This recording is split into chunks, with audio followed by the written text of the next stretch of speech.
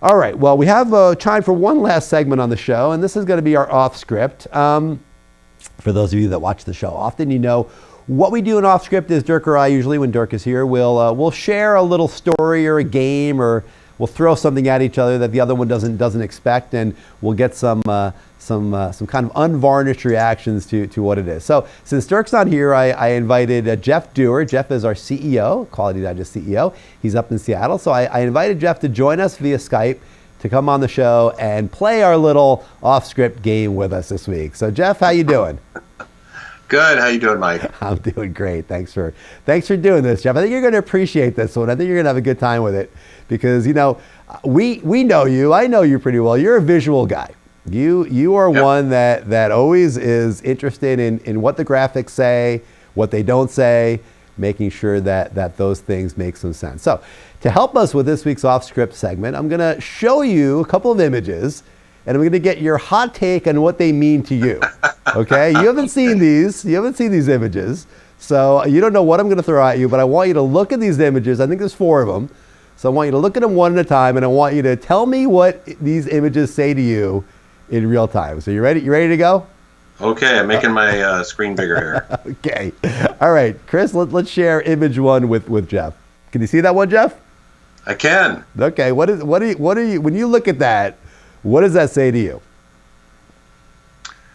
It sends a mixed message of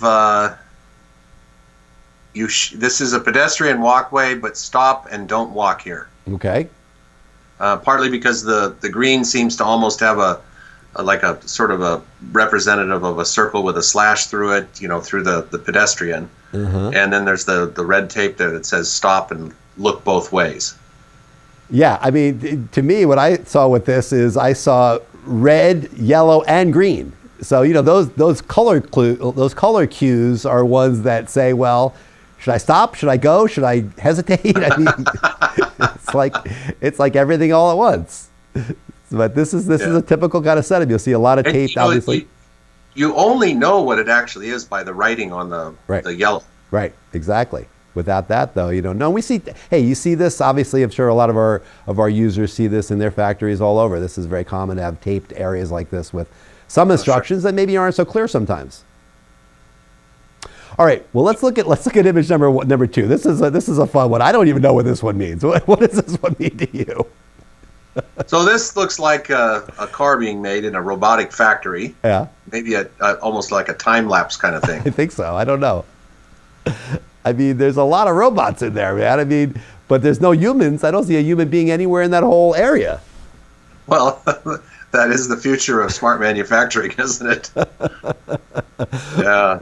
Well, I mean, you know, increasingly, I know we understand that these robots are kind of being unleashed a little bit, so that they're not in their little cages anymore. They're being programmed to not kill human beings, but maybe that is the future. Maybe you're not going to have any humans anywhere in the manufacturing process. Well, hopefully you know, not. I mean, we've covered some of this in the digest before. So, I mean, these robots, there's very, very little time when there's nothing happening. I mean, when these things roll through, I mean, once one robot is finished with a particular action, the next arm or leg or tool or whatever, it's right there. Mm-hmm. So, in fact, they roll into position so that when the step is finished, that it's already right there within a couple of centimeters to go buzz, and then finish off that little task. And you're right, a couple of centimeters. That's really the tolerance. It's amazing how precise these things are and can be programmed. All right, well, let's look at image number 3. This one's out of the factory. This is now on the road. So what do you see here, Jeff? I think I've seen that somewhere before. I mean, if you came upon this, what would you think? Well, it looks like it's Photoshop for one thing, but it wouldn't surprise me if it was real. I mean, it kind of makes sense. Okay, so it's the wrong way to go, you know, straight forward. Right. It's a one-way street, so you can the two little slashed signs in the top left make a lot of sense with regard to that. But I mean, just talk about overkill, and then the talking about the top right there. Now, besides that, you got to look for people running across the street in a crosswalk. Oh, there's no skateboarding. What's the blue one say? Can you even read that? I can't even read that. It's just more information that the driver would be paralyzed by, I think. I don't know if this is photoshopped or not. I kind of struggle with that one. I think it may not be. I think this may be real. The shadow in the back looks like it's actually real. Yeah. But who knows? Yeah. Who knows? But I mean, even if it had half that amount of information, it's still way, way over the top. Absolutely, absolutely. And there were several of these. We've all seen these little street scenes where we have these crazy signs. All right, let's look at the fourth one. This is one more in the boardroom, the business room. Now, we've all seen this. I think I have a board in my office that's kind of similar to that. But that's how it goes, right? I mean, that one's definitely not Photoshop. That's definitely reality, I think. Oh, sure. You can imagine having a team, talking about lean and they at their daily accountability meetings, trying to use something like this. Yeah. Well, I think there might be some Kanban underneath there somewhere. Maybe it was originally supposed to be a Kanban board, but boy, I mean, there's photos, there's charts, gosh, I can't even tell what's all there. There's notes, there's all sorts of junk. But, this just speaks to the issue of entropy. I mean, it's a corollary of the second law of thermodynamics. All systems left to themselves tend to decay. And so you can have these visual management systems and you start piling Band-Aids on top of Band-Aids let's just park.